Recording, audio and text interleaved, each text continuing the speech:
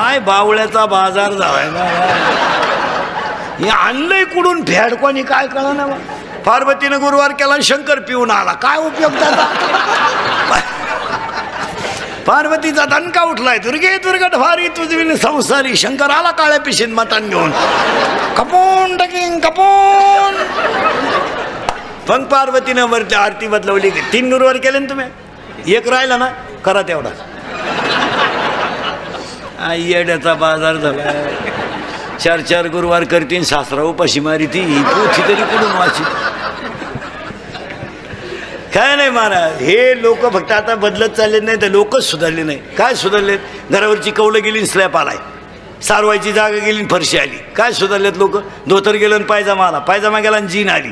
Gene गेली, Bermuda आली. बरमुडाही गेली जवळ. आता बलून आली. ती बलून तर अशी कठीण आहे, वर मोकळे, खाली फिटे. ती काढी त्यातच कशी. आता अजून 1-2 वर्षानं मोकळे होणार लोक. आता ईदवर तर आलाच, मग काय ईद बरोबर सरकला म्हणजे आला महात्मा.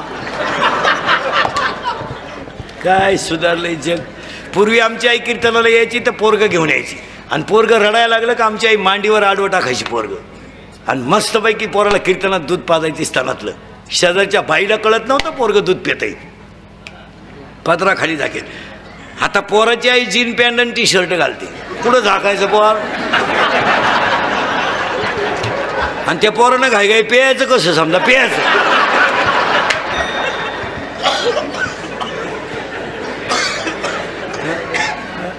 काय नवीन आता त्या पोरांनी एक भांगा आणलाय कुठून यावर्षी, वावर नांगरलाय, दंड ठुलाय. इकडून रान मोकळं केलं, इकडून मोकळं केलं, आणि मध्ये वा फिराय पट्टी ठुली. अरे बगला तू गुचिड्या झाला तुझ्या, तुला का आला 1 साईड लागत. ते पुरीनी तर त्याच्यापेक्षा डेंजर भांग आणलाय. एकच बाजू बांधायची, ही बाजू मोकळी.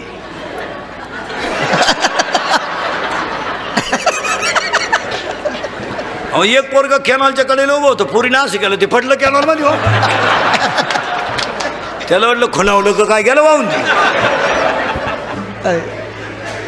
काय माणसं आहे. चपातीला पोळी म्हणते, मग पोळीला काय पोळा म्हणते का. वाक्याने डायकान पुढे चला. मुक्ताबाईच पार्वती, मुक्ताबाईच रुक्मिणी. आणि सोपान काकाच्या वर्धापन दिन आहे. त्या मंदिराच्या वर्धापन दिनाला सोपान काकाचा जन्म कार्तिक शुद्ध पौर्णिमा, आणि सोपान काका अवतार ब्रह्मदेवाचा, आणि त्याच्यासाठी तुम्ही बांधलं मंदिर. आता मंदिर पूर्ण करून देतो, सोपान काका आत बसून देतो, आणि मग पुढे चालवतो. खाली खोदला पाया, पाया जितका पॅक तितकं मंदिर पॅक. मग याचा पाया ज्ञान पाहिजे, याचा पाया ज्ञान पाहिजे. आणि ज्ञानामध्ये 2 प्रकार आहेत. नीट ऐका, हे पुस्तकातलं नाही, हे MA हे पुस्तकातलं ज्ञान नाही. हे MA MPhil PhD DHM LLB DEd BEd junior KG senior KG higher KG lower KG MBA DEd आणि BEd आणि आर्ट अँड कॉमर्स आणि सायन्स आणि F1 S1 M.Tech आणि B.Tech आणि डिग्री डिप्लोमा, टर्नर आणि फिटर आणि वेल्डर आणि mechanical engineer आणि पॉलिटिकल इंजिनियर आणि MPSC आणि UPSC नेट आणि शेट आणि फार्मसी आणि ICT आणि agri dairy diploma, MBA BA हृदयरोग तज्ज्ञ, गुडघा तज्ज्ञ, फुफ्फुस तज्ज्ञ, त्वचारोग तज्ज्ञ. आता नवीन तज्ज्ञ आलेत, गुप्तरोग तज्ज्ञ, रोग गुप्त गडी तज्ज्ञ. जो तज्ज्ञ त्यालाच रोग गुप्त. हे MA BA जाऊ द्या, त्याला 3 मुद्दे सांगतो. ज्ञान हा पाया आहे, पण ते ज्ञान बाहेरचं नको, आतलं पाहिजे. मी कोण आहे, ज्ञानाची गरज आहे. मी कुठून आलोय, ज्ञानाची गरज आहे. मला कुठं जायचं आहे, ज्ञानाची गरज आहे. मी कशाला आलोय, ह्या ज्ञानाची गरज आहे. कोण आहे मी कोण. पाटील, पाटील, जागीरदार, वतनदार, देशमुख, गायक, वादक, महाराज. अरे हा तुला भ्रम आहे. तू पाटील नाही आहे, तू जागीरदार नाही आहे, तू वतनदार नाही आहे, तू देशमुख नाही आहे, तू गायक नाही आहे, तू वादक नाही आहे, तू शिक्षक नाही आहे, तू क्लर्क नाही आहे. क्लर्क तुझी पदवी आहे, शिक्षक तुझं पद आहे, सरपंच हे तुझं पद आहे, गायन ही तुझी कला आहे, कीर्तन हा तुझा व्यवसाय आहे. तू कोण. निवांत डोकं खाजवा 2 मिनिटं. कोण आहे आपण. शिक्षक नाही, पदवी येते. सरपंच आलाय निवडून, पद येते, पद आहे. पण आपण कोण आहे. तलाठी, ग्रामसेवक, कोण आहे आपण. निवांत 1 मिनिटं डोकं खाजवा. कोण आहे आपण. लावा शोध, सगळ्यांना देतो 2 मिनिटं. क्षत्रिय म्हणावं तुझा धर्म आहे. आपण कोण आहे? एक वाक्य सांगा. आपलं शरीर फक्त मानव रूप आहे, नाही तर आपण ईश्वरी अंश आहे. काय मत आहे तुमचं? अंश आपण ईश्वर आहे. आपण थोडेच कोण? मग एकाने विचारलं कोण आहे आपण? कोण आहे मी? आपण ईश्वरी अंश आहे. पुढे जाऊन सांगा ईश्वराचा अवतारच मानव आहे. बस. मग तुम्ही म्हणाल माणसं असं येडेवानी का वागत्या? ते संगतीनं वागत त्याचं काही तेवढं. जसे मित्र तसे 3 शब्द तरी ध्यानात ठेवायचे. मांजरीच्या पिलाला धोका फक्त बोक्यापासून आहे, आणि बोका त्या पिलाचा बाप आहे. मांजरीच्या पिलाला धोका महिला मंडळ बोक्यापासून आहे, आणि सापाच्या पिलाला धोका त्याच्या आईपासून आहे. सापाची आई जलमतानच पिलं खाते. तुम्ही मी देवच आहे, फक्त आपल्याला तिघांपासून धोका आहे. 1 मित्र, 2 भाऊबंद, आणि 3 पाहुणे रावळे. सगळ्यात नालायक क्वालिटी आहेत 3. आता कीर्तन संपल्या आपले मित्र तपासायचे. आता ते सांगितलं बस तुझी माझी शेवटची भेट, परत आपली गाठ घ्यायची नाही. तुम्हाला मी तुझ्या गाडीवर आलो, पायी आपल्या गाडीवर यायचं नाही. तुम्हाला माणुसकी उडत गेली माणुसकी. नाहीतरी मला सांगा आपण पियत होतो का? कोणी शिकवलं? आपल्याला प्रियशी पटवायला मदत कोणी केली? मित्रांनी. जमिनीला गिऱ्हाईक कोणी आणलं? मग पहिला धोका त्यानंच दिला. जर तुम्ही आमच्यासारखीशी दोस्ती केली असती तर आमच्या टोळीत जर आले महाराज तुम्ही, तर वाक्य लिहून ठेवा, तुम्ही आमच्या टोळीत आले तर श्रीमंत होणार नाही पण समाधानी व्हाल. आमच्या टोळीचे मेंबर व्हा ना. तुम्ही हरिपाठ नका करू, फक्त आमच्या टोळीत या. एक सांगू तुम्हाला, आमच्या बरोबर आल्यावर तुम्ही गाडी घेणार नाही, बंगला बांधणार नाही, पण सुखाने झोपाल आणि समाजात मानाने जगाल. क्या बात. तुम्ही बेवड्यांमध्ये राहिले, लग्नात नाचले, तुम्ही नाचा नका जायला घामी असतोवर, पण नाचणाऱ्यांना लग्नात बसलेली किती वाईट बोलतात हे एकदा कानानं ऐका. लई वाईट बोलतात कार्यालयात बसणारे, ऐकवतच नाही. त्यांना एक लोक लक्ष देतात. आणि पुढारी लोक ध्यानात ठेवा, तुम्ही ते लग्नात आणि 10वीतली भाषणं टाळी जा. नको, लई वाईट बोलायचे लोक महाराज. 10वीत तर अशी घोडाला येतात खालून, तुम्हाला काय सांगा. आपल्याला वाटतं बुवा असं नाही, हे हातानं झटे आहे महाराज. बरं 10वीचं भाषण करायला उठल्यावर एक तर कोणी कीर्तनकार प्रवचनकार कोणी असो, कावळा शिवल्यावर लोक थांबत, आणि श्रद्धांजलीला बसलेल्या लोकांना आपले सगळे लफडे माहीत.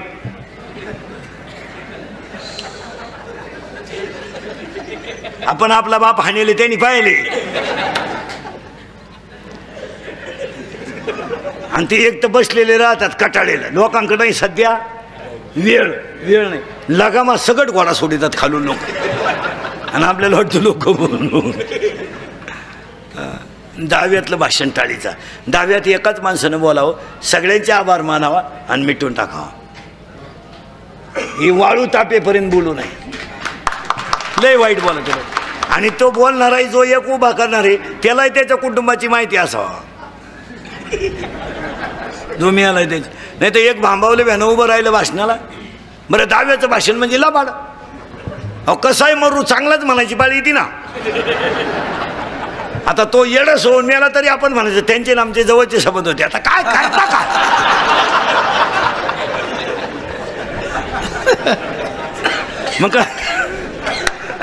मग नदीवर म्हणतं का अवलाद गेली.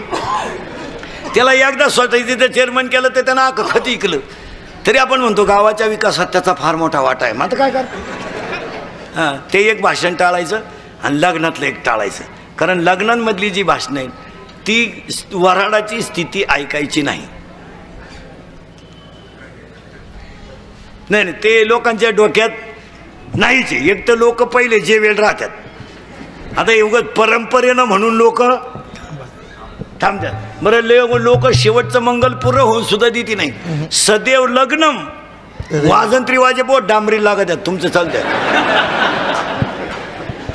लोकांना आता वेळ नाही महाराज. नदीवर नुसता लिंबाव कावळा पाहिला तर लोक आला बरं का, अरे तो दुसराच होता, तू असं येड्यावानी काय करू.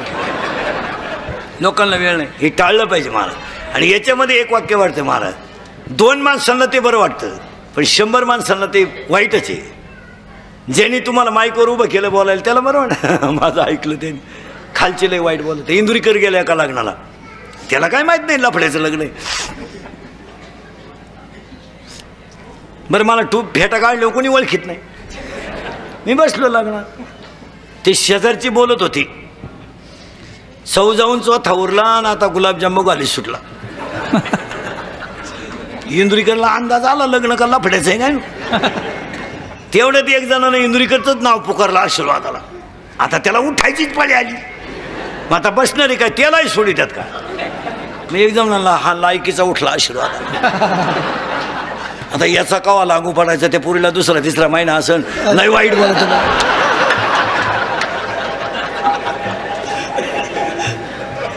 हे टाळीत जमा आणि सांगा हा विनोद आहे का. आणि या सवय आपण लावून घेतल्या पाहिजे का लोकांनी लावल्या पाहिजे. आपण लावलं पाहिजे. 10 पुढारी एकत्र बसले ना त्यांनीच ठरवलं पाहिजे. आमच्यातलं एक जण बोलत बाकी त्यांनी उलट म्हणलं पाहिजे. आले म्हणून सगळ्यांची नावं घ्या आणि आमच्यातला एक जाणकार म्हणून यांना 2 मिनिटं बोलू द्या विषय. त्यांना ते म्हणलं फक्त एकच मिनटं. ते नाही त्याच्यात चव जाती मला. काही गोष्टी अशा आहे मला ते अतिरेक्यामध्ये सुद्धा म्हणजे अतिरेक झाला ना कोणत्याही गोष्टीचा त्याच्यातही बरबादीची. हां चला थोडं पुढं. मुक्ताबाई स्वपन काका त्याला पाया बांधायचा आहे मंदिराला आणि ते ज्ञान. आणि आज 99% लोकांना काय नाही ज्ञानच नाही. 2 भावांची 40 वर्षे कचरीत केस झाली. पुन्हा नीट मागं चला. मांजरीच्या पिलाला धोका बोक्यापासून, सापाच्या पिलाला धोका त्याच्या आईपासून आणि तुम्हाला आणि मला पहिला धोका मित्रांपासून. 2 भाऊबंद बरं झालं निम्या अर्धे मेले तुमचे माझे. लई तर लई नालायको जिवंतपणी नीट जगून देती नाही. मेल्यावर त्यांच्याशिवाय जाता येत नाही. खांदा मग जुने लोक घरचेच 5 पोरं का होऊन द्यायचे. नको कोणला राम राम आपलीच टोळी चलो. बरं आता खांदेकरांचा ताण नाही राहिला. आता रथ आलाय. खांदेकरी नाही राहिला तर माणसं जवळ भावतच नाही. 10 वर्षापूर्वी मुलीचं लग्न करायचं तर 100 माणसं पोरगी पाहायला जायची. प्रत्येक जाऊन रात्री सांगत आहे उद्या आपल्याला जायचंय बरं का आवरून ठेवा गाडी आहे 10:30ला गाडी येणार आहे. आता पोरगी पाहायला 2 माणसं जातात. पोराची आईन पोराचा बाप. ते बी जेवताना पोरीच्या बापाला म्हणतात म्हणणं कोणला आम्ही आलतोय म्हणणं का बोंग्या होईल. पुरीच्या बापांना तुम्ही सुद्धा म्हणणं का ती पळून गेली ती काल चालली सापडून अजून बोंग्या फार बोंग्या झाला माणूस. भावबंद राहिले नाही. 1 मिनिटात उदाहरण सांगतो. मोबाईलमध्ये घेऊन जा आणि रोज ऐकत जा. 4,30,000 माणसं रावणाच्या घरात. 4,30,000 गठ्ठा मतदान होतं रावणाचं. रावणाच्या विरोधात कोणी फॉर्म भरला असताना मारा जागेवर डिपॉझिट गेला असतं. गठ्ठा मतदान घरचं. आणि मतदानाच्या बाबतीत सांगून ठेवतो मी परवाही सांगितलं 100% मतदान करीत जा. हे 60 आणि 65% मतदान केल्यामुळे हे बोंगे होते सगळे. 60% मतदानांमध्ये काय होतं महाराज जी सम्राट मंडळी आहे त्यांचं 30% राखीव आहे.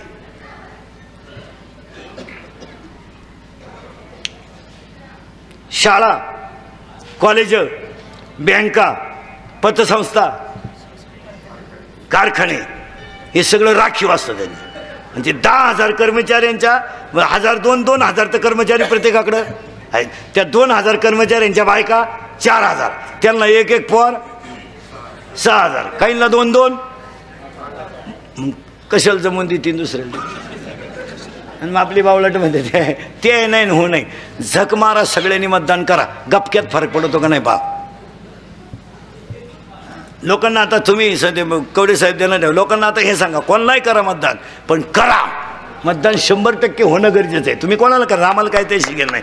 आमचा त्या क्षेत्राचा काही संबंध नाही. आम्ही सेपरेट मुख्यमंत्री. आम्हाला काय तुम्ही कराल मग आम्हाला काय तुम्हाला पाजायची गरज नाही रामरामाई घालायची गरज नाही. उलथा तिकडं. हां पण खरं सांगतो मला जर 100 झालं ना आणि ते व्हायलाच पाहिजे 100 केलं पाहिजे. रावणानं 4,30,000 माणसं होती रावणाच्या घरात. हिशोब सांगतो ना 4 लाख कशी होती. 80,000 बायकांनी 1 लाख पोरं 81 1.25 लाख ना तू 3,05,000 आणि 1.25 लाख पण तू 4,30,000 मग रावणाला खूप नाव साखर किती मिळत असेल. हो. आणि रावणाला इंद्रजित नावाचा मुलगा होता. त्याचं पहिलं नाव मेघनाथ होतं. उदाहरण घेऊन जा घरी, रोज ऐका. तुमच्या माझ्या घरातलं उदाहरण आहे. आणि महाराज इंदुरीकरचं कीर्तन म्हणजे महाराज म्हणून कधी ऐकायचं नाही. महाराज उलथू द्या मरून दे तिकडे. महाराज कीर्तन संपले हो का मरण. तुमचा मुलगा म्हणून ऐका आणि तुमचा मित्र म्हणून ऐका, फायद्याचंच आहे. फक्त कानाला थोडं वाईट आहे पण फायद्याचंच आहे. रावणाला इंद्रजित नावाचा मुलगा होता. त्याचं पहिलं नाव मेघनाथ होतं. आणि इंद्रजित जर मेला तरच रावण मरेल हे त्याच्या चुलत्याला माहीत होतं. चुलता म्हणजे बापाचा भाऊ ना आज्याचा पोऱ्या. फोडून सांगितलं म्हणजे बरं, कारण चुलते विलते मेलेत. आता चुलते विलते उलातले सगळे. त्या चुलत्याचं नाव होतं बिभीषण. गडी मोठा हुशार. बिभीषणानं असा शोध लावला, रावण तर आपल्याच्यानं हटत नाही. मग रावणाला मारायचं असेल तर आपण फुटलं पाहिजे. आणि फुटल्याशिवाय प्रगती नाही.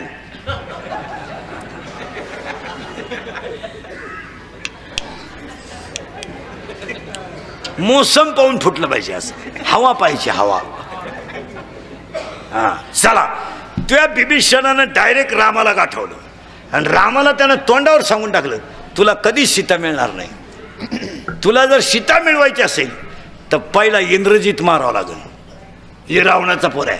आणि इंद्रजित जर मेला तरच रावण मरेल. काय नीती आहे. चुलत्यानं मिटिंग घेतली पुतण्या मारायची. आणि मिटिंग काय चकना चुकना खाऊन नाही झाली. डोळे उघडे ठेवून मिटिंग. आणि ऐका मिटिंगचा विषय आता. रामा, इंद्रजित मारायचा आहे पण एक हात आहे भाऊ. त्याचा जो हात आहे इंद्रजिताचा, त्या हाताला वरदान आहे. वरदान असं आहे, त्याच्या हातात जर कधी बाण आला तर समोरचा माणूस मेलाच. त्याच्या हाताला वरदान आहे. त्याचं नावच मुळात इंद्रजित आहे. इंद्रजितानं भात्यात माग हात घातला महाराज. इंद्रजितानं भात्यात माग हात घातला महाराज. आणि समोरून असा बाण आला, समोरून असा बाण आला तर इंद्रजिताचा ढोपरातून उडाला, त्या लंकेत जाऊन पडला. तेवढ्या झपाट्यात जर कधी इंद्रजिताच्या हातात बाण आला असता, कार्यक्रम रामाचा सुद्धा झालाच असता महाराज. पण फुटलेला घरातला होता. तो तुटलेला हात जेव्हा अंगणात पडला, रावणाची सून बाहेर आली. पतिव्रता होती ती सुलोचना. तिनं तुटलेला हात ओळखला. तिने सांगितलं, माझ्या नवऱ्याचा हात उडवायची डिरिंग केलीच कोणी? तिच्या बापानंच केली. ती कोणी केली ती? मग लक्ष्मण कोण होत? तिचा बापच होता. मग पाहुणे रावले का आलाय? महिला मंडळ, पुरुष मंडळी लिहून ठेवा, आज तुमचे दिवस चांगले आहेत, तुमचे माझे. उद्या राहतीलच असे नाही. घमेंड कमी करा. दिवस फिरतात,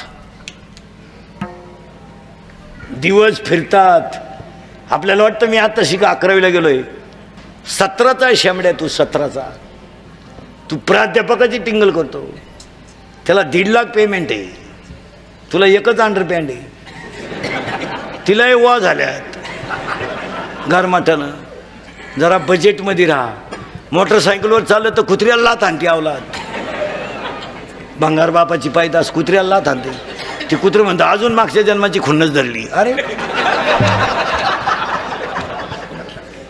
कॉलेजचं पोरग गलासाला गलास लावताना चिअर करताना बापाच्या नावाची चिअर करते. दत्तू पाटील की जय हो. मग प्यात आणि पेल्यावर एकमेकाला बापाच्या नावानं हाका मारते ती मंडळी. ए भिक्या मराल मराल. इंद्रिकेचं वाक्य आहे, मराल नमुन्यावारी. शेतकरी आत्महत्या करतो तो कर्जानं करतोय. सगळी तरुण मंडळी ध्यानात ठेवा. कवडे साहेब, इंजिनिअरिंग पॉलिटेक्निक डिप्लोमाची पोरं आत्महत्या का करतात? ते प्रकार ह्या 2-4 वर्षात वाढले. या नालायकांना कवडीचं कमी नाही. याला कॉलेजला जायला 70,000ची पल्सर आहे, 10,000चा याच्याकडे मोबाईल आहे, 2,000चा याच्या पायात बूट आहे. याला हॉस्टेलचं खायचं आहे. बाप बायकोचे दागिने मोडून पैसे पुरतोय. मग या नालायकांना कशाचा माज आहे? यांना आत्महत्या करायचं का सुचते? या हरामींना फुकाट खायची सवय लागली. हे फाशी घेऊन पोरं, हे औषध पिऊन मारणारी पोरं नाही, ही जाळली सुद्धा नाही पाहिजे. नदी काल पाठवायची? देवड्याला टाकून या आवला ती काय शिमेव मेलत काय? शेंबड्या पुरी पाहिजे ते औषध घेते म्हणजे भोंगळं करून आणलं पाहिजे चौकात. काय तुला कोण ना दिला सांगितलं होतं येड्या? आणि बरं ती जशी दुसरीच्या गाडीवर पाहिली ना, पुरीने तोच दांडका उठवलाय, मी त्याची नाही तर कोणचीच होत नाही. पाहतो कोणीकडं थोबाड कोणीकडं बसेल, कुणावरही प्रेम, त्याला क्वालिटी नाही, दर्जा नाही. आणि मग लगेच पुरीनं चिठ्ठी लिहून ठेवायची, मी माझ्या मृत्यूला मीच जबाबदार आहे. तू मरण का ना त्याच्याबद्दल मत नाही आमचं, पण नीट मर ना तू. ऐ आता एवढे खांबे एक एक दोरी लाव ना या खांबाला, मर नाही इथं. पण आईबापाच्या इज्जती घालून कशाला मारते? आईबापाची मान खाली होईपर्यंत कशाला मारायचं? आयुष्यभर त्या बापाने बिचारीने खाली पाहून जगायचं. त्या आईनं बिचारीनं गल्लीत बाया बोलायला लागल्या तर खाली मान घालायची. त्या आईनं बिचारीनं शेतात गेली तर मायाने पोरींचा विषय काढला का त्या आईनं पदर डोळ्याला लावायचा. तुम्ही आईबापांना अपमानाचा जगीता कशाला? त्या बिचाऱ्यानं बनियन मळालं तर पलटी करून घालायचं, बनियन तुटलं तर त्यानं गाठ मारून जगायचं. बिचारा दुष्काळामध्ये शेतकऱ्यांना संसार उभा करायचा आणि तुम्ही मूर्खासारखं पोरीने पोराने भाषा घ्यायचा. हे रिपीट केले पाहिजे धरून. खरे बा म्हणे ती माझी औषध काय रोग झाला नालाय का ना, फटकावले पाहिजे धरून. अंडरपॅन नाही काही ना, 9,000चा मोबाईल आहे आणि आतली चड्डीच नाही, चैन उघडी ना तो नाही मोकळा, काही रेंजमध्ये. कामं करायचे नाही, बोंबलं तिंडायचं, कसं जमल ते? कामं केल्यावर कुठं वाईट बुद्धी सुचती काय? कशी काय सुतन? ते दिवस फिरतात, फिरले दिवस रडला रावण, रडला रावण सुद्धा रडला. टपरी टुपरीवाले नीट आहे का? रडला रावण. आणि तो तुटलेला हाताजवळ ती बाई गेली रावणाची सोन. तर महिला म्हणलो तो तुटलेला हात असा हल्ला, हल्ला तो हात हल्ला. तर तिनं कागदन पेन दिला, तर त्या तुटलेल्या हातानं त्याच्यावर लिहिलं, तुझ्या माहेरच्यानी माझा घात केला. चिठ्ठी. ती चिठ्ठी घेऊन रावणाची सून रावणासमोर आली. माझी सून विधवा झाली म्हणून रावणानं मान खाली घातली. विधवा सुनेशी मी कसं बोलावं? मी खानदान माणूस आहे, पण माझ्या घरावर सुद्धा हा प्रसंग आला. मान खाली घातली रावणानं. बोलायचं कसं सुनेशी? ती सून गेली आणि रावणाला म्हणली, ज्याने इंद्र हरवला त्याने माझ्या नवऱ्याला मारलं, त्याचा बदला घ्यायला चालले मी. रावणानं खाली मान घातली आणि जा म्हणला. जा म्हणलं. दरबारातली लोक रावणाला म्हणली, रावणा तुला अक्कल आहे बाई? अरे तू तरुण आहे, तुझी सून तरुण आहे, ती विधवा झाली, तू रामाकडे पाठवली. उद्या राम जर म्हणला माझी बायको आणून देन, तुझी सून घेऊन जायचं, तू काय करशील? रावण म्हणला, मूर्खाओ, ज्या राज्यात रामासारखा राजा आहे त्या राज्यात स्त्रीवर अन्याय होणार नाही याची मला गॅरंटी आहे. शत्रूला सुद्धा चांगलं म्हणणारा रावण होता महाराज. त्याच्या पुढचं ऐकल्यावर मेंदू बंद होईल तुमचा. एकदा खिस्सा रिकामा झाल्यावर जग नाहीये. जगाला काय घेणं नाही. बायको सुद्धा फिरली रावणाची. कायची बायको काच काय?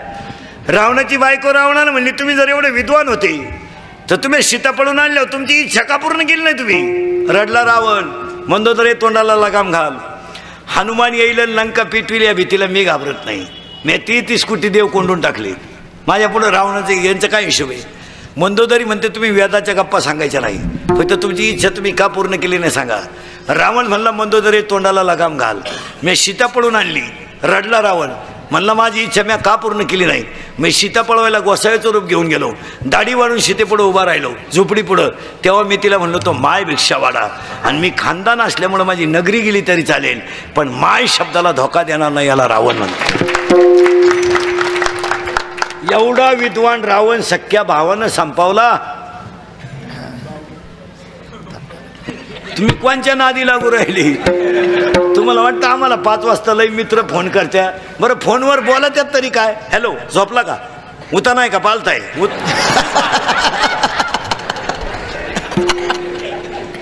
पार त्या महाराज. आता हे जसे आपण रक्तदान शिबिरं घेतो, सरकारी दवाखाने काढतो ना, अजून 5 वर्षाने प्रत्येक गावात जसं समाज मंदिर बांधलेलं ना, मोबाईल वापरून येडे झालेल्यांसाठी एक हॉस्पिटल काढावं लागलं. निम्मी पोरं सायकोलॉजिकली अनफिट झाल्यात. गडी नाही राहिले, काही रेंज गेली, काहींची रेंज गेली मोबाईल वापरून. काहींना व्हायरस आला, पागल झाले ते. नुसते कानात 2 काड्या घाली त्यात, आता तर तोंडात 2 काड्या आणल्यात, नुसते झुला त्यात. ती खलास झाले. ती सॅग नावाची एक बॅग आणली कुठून, ती सॅग ती माग टांगीते, स्वाक्षचा असा घाण वास. रस्त्याला उभे राहिले ना,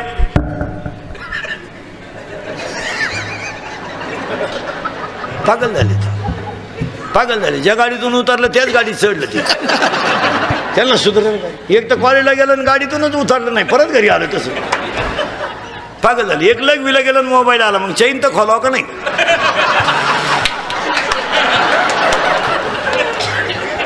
फार ईडी झाली लोक. त्या मोबाईलमुळं एसटीत कोणी बोलानं, घरात कोणी बोलानं. आणि ही मोबाईल वापरणारी जी पोर आहेत यांना निद्रानाश नावाचा रोग झाला आहे. निद्रानाश. यांच्या झोपा बिपा उडून गेल्यात. मला ही पागल येते. जी पोर सारखी मोबाईलवर बोलते ना, पागलच येते. त्यांच्याकडे लक्षणं कधीच होती, येडेच येते. काही काही तर मोटरसायकल कड्याला लावितात डांबरीच्या अंधारात, येड्या बाबडीत. पागल येते. बधीर झाली ती पोर. निद्रानाश नावाचा रोग झालाय त्यांना. ती मोबाईल वापरणारी पोरी झोपती नाही संध्याकाळी. खाटावर उताने पडले ना,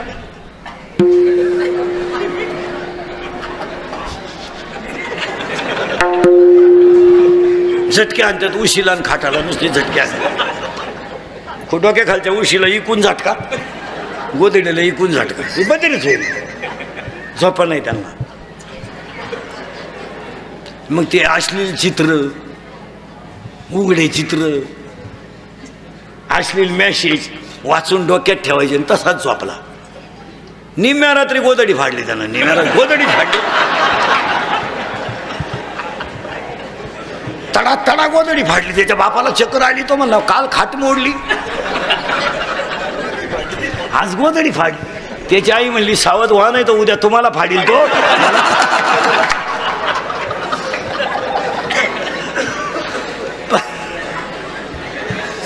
पागल झाली लोक, पार पागल. यांना काही काही मोबाईल नाही मिळाला नाही, दगड कानाला लावा बसल्यात. मोबाईलवर लिमिटेड बोलावं. आणि मोबाईल ही गरज नाहीये, मोबाईल ही गरज आहे, मोबाईल ही आवड नाही. काही बोलायचं त्याला काही सेन्स नाही, काय नाही. बरं काच आहे मोबाईल. हॅलो कुठं आहे तू? नदी वय जायचं आहे तुला? बरं आता पोरं सांगा मला, पोरं मी केवढ्याचा मोबाईल वापरू शकतो? ₹1,00,000. 1,00,000 म्हणजे माझी 3 दिवसाचं काम आहे. मा मोबाईल 2400 रुपयाचा आहे.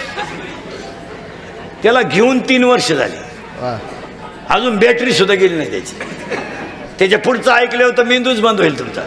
मला 1200 रुपये खर्च आहे माझ्या वर्षाला मोबाईलचा. 3च वेळा कार्ड टाकतो, आयडिया टू आयडिया 4 वेळा. तो सेकंदावर लावेल. तुम्ही माझ्याशी 1च सेकंद बोलू शकता. येस नो उलट तिकडे काय. आणि 5-6 तासच वापरतो. पहाटे 4, 4:30, 5ला सुरू करतो. पहिल्या कीर्तनाच्या टायमाला बंद. काय कोणाशी खुटलंय आपलं? हॅलो जेवला का? झोपला का? मुलातला का? मिळाला तो. तुला काय करायचं? आणि फाजील गप्पांमुळं ह्याचं का. आणि मोबाईल ठेवणारी लोक पहा, मोबाईल कधी वरच्या खिशात ठेवू नये. इथं ठेवू नये मोबाईल. इथून हृदय, जरा शिकलेली याडपाटं नीट आहे का? इथून हृदय आहे. इथं शाळेत जातात का नाही? इथं हृदय. सगळ्यात नाजूक इंद्रिय कोणतं आहे? हृदय. 7-8 वेळा जर व्हायब्रल झाला ना सायलेंट, ठेवूनच देईल माणूस. अहो दिल्लीतला माणूस जर खोडदला बोलतोय तर त्याच्यामध्ये काहीतरी वेऊज आहे. मोबाईल वरच्या खिशात ठेवू नये. मोबाईल पॅन्टच्या खालच्या खिशात कधी ठेवू नये.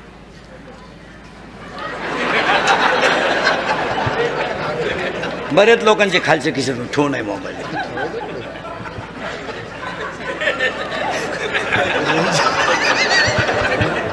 रेन जाती माणसाची.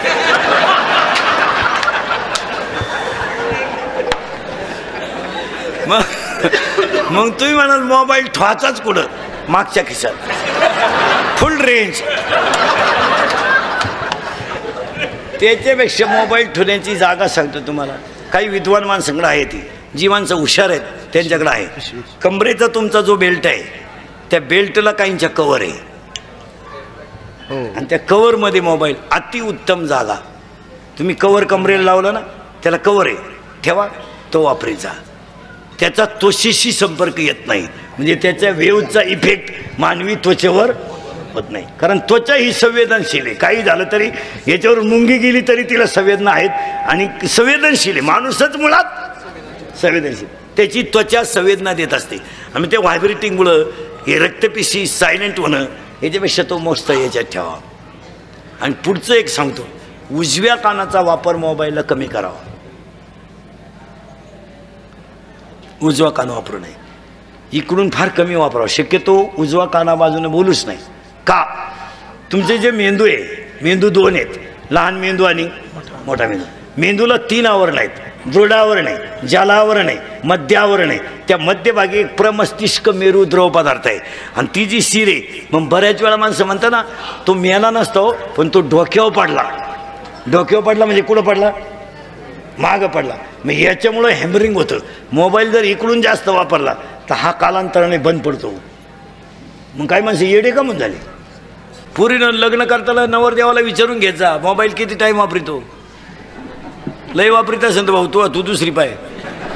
बायका मिळानं. आणि आता एक डोक्यातून काढून टाका का GCP घेतल्यावर 10 टाकल्यावर 12 टाकल्यावर लोक पुरी देतात. म्हणजे GCP 9 असू दे, पेतय का ते? ते लग्न न झालेली मंडळी जी आहेत पोरं, तुम्ही आता नवरदेव नाही मला. आणि आता लोकांनी एक बोबाटा केलाय, काय? मुली मिळत नाही. चुकीचं आहे. मुलीच्या क्वालिफाईड मुलगा नाही आहे. आज सगळ्यात मोठी अडचण झाली. झोपडीवाल्याची मुलगी तर अशी 12वी पास आहे. कोण 12वीला आणि शेंबड्यांना पोरी देतं? मुलगी तहसीलदार आहे, 1.5 लाख पेमेंट आहे टोनक्या तिला. तू लिहात तरी येतं 1.5 लाख. तुम्ही पोरांनो जे राहिलेत लग्नाचे ह्या आठवड्यात जर कोणी आले पाहुणे, हा म्हणून टाका, बायकोच पाहू नका. बैरी, मुखी, इडी, बुट्टी, उची, मरुदात. तिला पहिले 2 पोर आहे, हा म्हणा.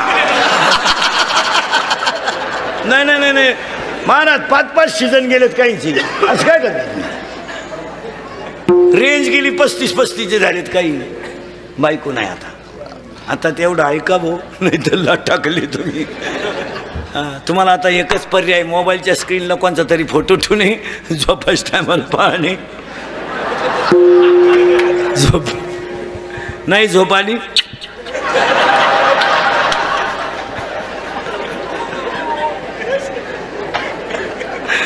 तरी नाही झोप येत, नाहीतर मामाची मामीची पूजा करणे. बस मामा सोडून कोणचा आधार नाही तुम्हाला.